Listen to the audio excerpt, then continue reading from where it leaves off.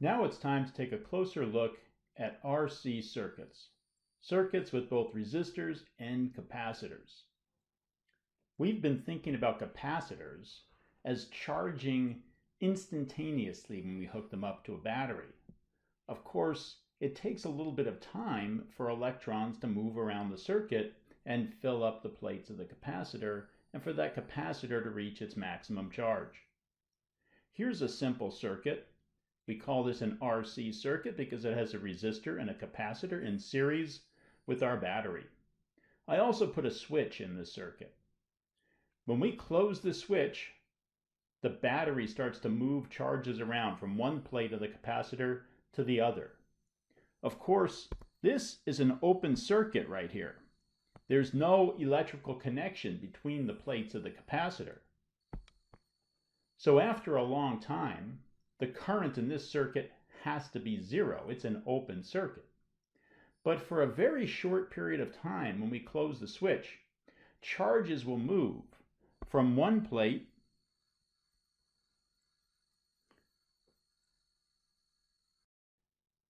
to the other plate. If you like thinking about positive charges moving, we know they don't move, but that's okay. We can think about it that way in this circuit. The positive charge moves around through the battery to the top plate of the capacitor. If you prefer to think about it the proper way with electrons moving, the electron gets removed from the top plate, leaving a positive charge behind, gets moved through the battery to the lower plate, and gets deposited there. And this happens fairly quickly at first. As the charge builds up on those plates, it becomes harder and harder for the battery to push more charge onto those plates because those electrons are all repelling each other. And the rate at which the capacitor is charging slows down. So let's see if we can think of a couple of things that would affect how quickly that capacitor reaches its maximum charge. One thing that would depend on is the size of that capacitor. If you have a small capacitor, it's not going to take the battery as long to charge it up as if you had a capacitor that could store lots of charge. What else would have an effect on charging this capacitor? The value of this resistor. The smaller that resistor, the easier it is for the battery to move charges through the circuit. The bigger the resistor, the harder it is to move charges through the circuit. So that resistor is going to have some impact also. Let's take a closer look at the charging of a capacitor in a circuit like this and see what the equations end up telling us. Let's look at a little timeline of what happens in this circuit after we close the switch and that capacitor begins to charge. Here we are before we close the switch. There's no charge on that capacitor. There's no movement of charges, no current in the circuit. This is our starting point. Now we're ready to close that switch. We've just closed the switch. Current begins to move through the circuit in this direction. And that means the capacitor begins to charge. Positive charge on the upper plate, negative charge on the lower plate. And our final image is after that switch has been closed for a long time. The capacitor is fully charged, and so the current stops at that point. And we have plus Q on the upper plate and minus Q on the lower plate. I'll use capital Q for the final charge that's not changing anymore, and lowercase in the center image here, lowercase q, means that the charge is changing at that point. We can apply the loop rule to this circuit, and we get the rise of potential through the battery minus the drop through the resistor minus the potential drop across the capacitor. What's the potential drop across a capacitor? Q over C, and we're back to where we started. Q and I both vary in time. And there's a relationship between them. We can rearrange this equation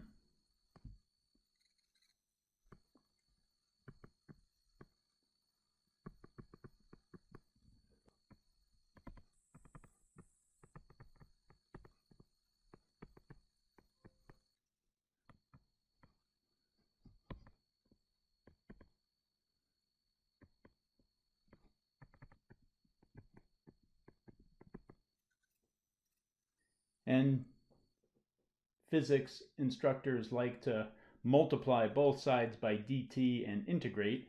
I know your math instructors don't like it when we do that, but we like to do that in physics. And so when we do that, we end up with a differential equation, and the solution to that differential equation ends up being something like this.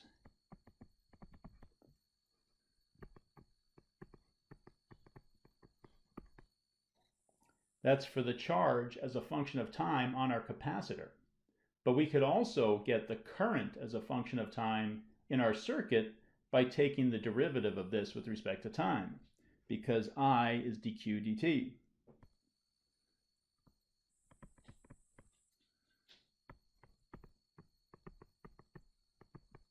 This is just the maximum current we get if we put in t equals 0. That's the initial current, that big surge of current we get at the instant we close the switch. And then it dies down after that because charge is building up on the plates of the capacitor, and it starts to push back and resist the charges, new charges, from coming onto those plates. So the maximum current we get occurs at t equals 0. It's always a good idea to check to make sure you got your equations correct, because we have an equation for a charging capacitor and we have an equation for a discharging capacitor. In this case, our capacitor is charging.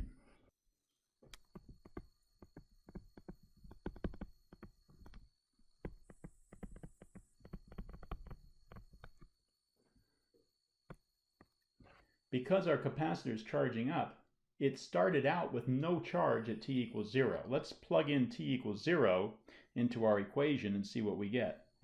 If we put t equals 0 in here, we just get e to the 0 power, which is 1. 1 minus 1 is 0. So we get 0 charge on our capacitor, which is good. When it started out, when we closed that switch, the instant we closed the switch, there was no charge on the capacitor. What happens at t equals infinity? We should get to our maximum charge. So if we put in t equals infinity, we get e to the minus infinity is 0. And so we get 1 minus 0 is 1, and we just get capital Q. At t equals infinity, the charge approaches capital Q, our final charge. So this looks like the correct equation. At least the limits give us what we're expecting. What does it look like when we graph it? We start out at 0, and as time approaches infinity, it approaches its maximum charge.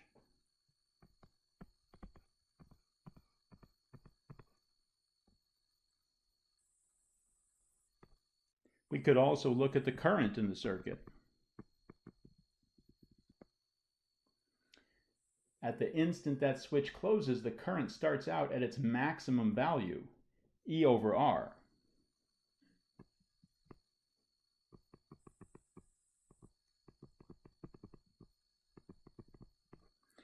And as time goes on, as time approaches infinity, this current approaches 0.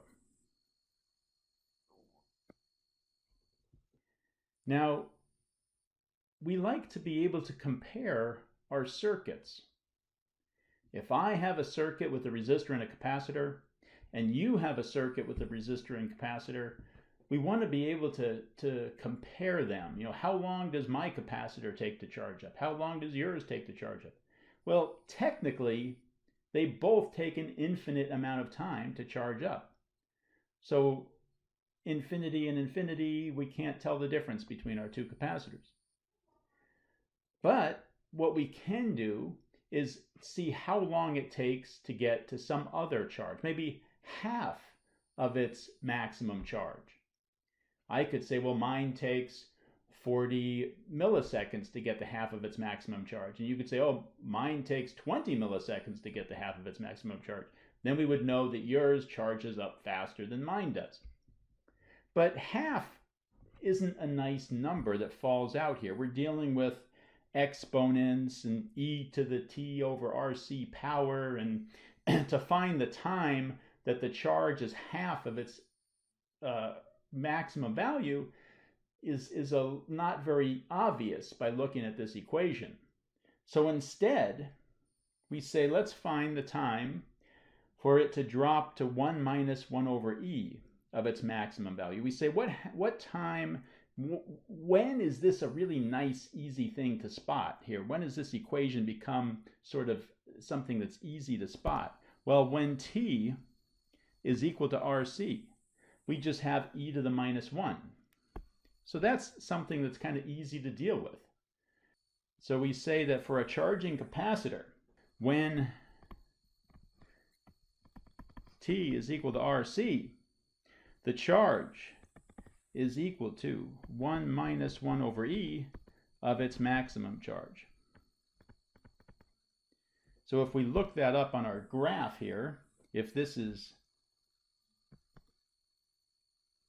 RC, the time is equal to RC, then this would be 1 minus 1 over e of its maximum value if this is Q max. That's something we can compare pretty easily, and it falls right out because of the equation. Maybe it's a little more obvious with the current. What value can we spot easily for the current that gives us something we can solve for and compare our circuits? Well, I can see that when my current is 1 over e of its maximum value, that occurs when t is equal to RC.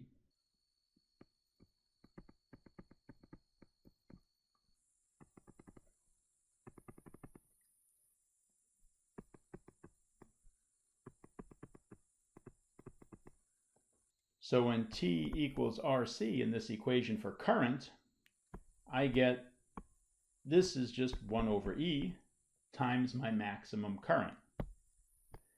Now we can compare that. We call that the time constant of the circuit. And we say that's equal to tau, the time constant.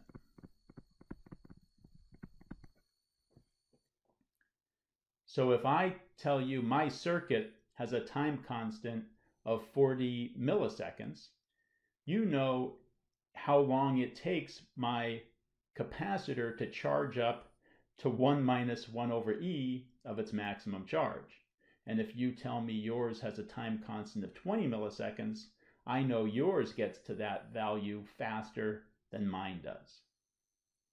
Now let's look at the case where our capacitor is charged and it's ready to discharge through a resistor.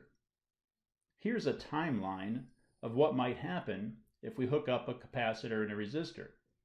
In our first image, the switch is open. The capacitor is fully charged. The upper plate has negative Q and the lower plate positive Q charge. But nothing's happening because that switch is open. No current is flowing. Let's close that switch. With the switch closed, current begins to flow in this direction. The capacitor is still charged, but the charge is changing.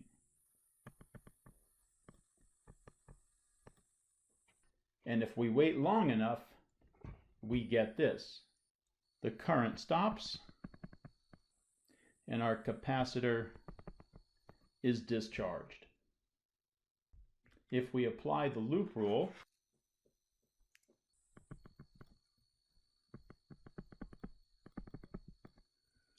and using I is dq dt,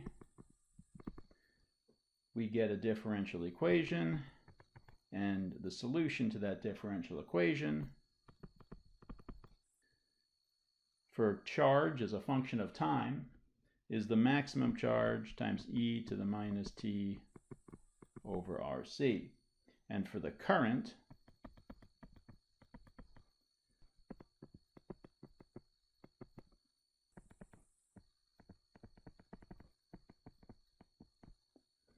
let's think about this for a second. When t is 0, we get our capacitor is fully charged. Put 0 in for t. We get e to the 1 power. So Q as a function of time is just the full charge on our capacitor. That's what we started with, right? The capacitor fully charged. That makes sense. And put t equals infinity in there, and you get 1 over e to the infinity power, which is 0. So the charge approaches 0 as t approaches infinity. Now, the minus sign in front of the current here indicates that the direction is opposite the direction that was used to charge the capacitor.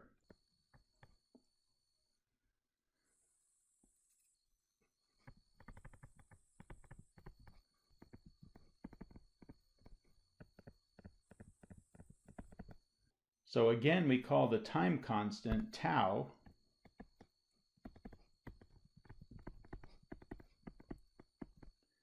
R times C. And tau tells us, the time constant tells us how long it's going to take us to charge our capacitor to a certain percentage of its maximum capacity, or for it to discharge a certain percentage of its maximum charge. And it makes sense that it would be R times C, because at the very beginning of this video I asked, what do you think it would depend on for this charge is to move around through the circuit and build up on that capacitor? And one of the things we decided it would depend on was the size of that capacitor. The bigger the capacitor, the longer the time it's going to take. And so we have this dependence here on capacitance. And the other thing we decided would affect it is the resistance in the circuit. And the bigger the resistor, the longer the time it's going to take, because it slows the flow of charges through the circuit. And so we have the resistance times the capacitance as our time constant.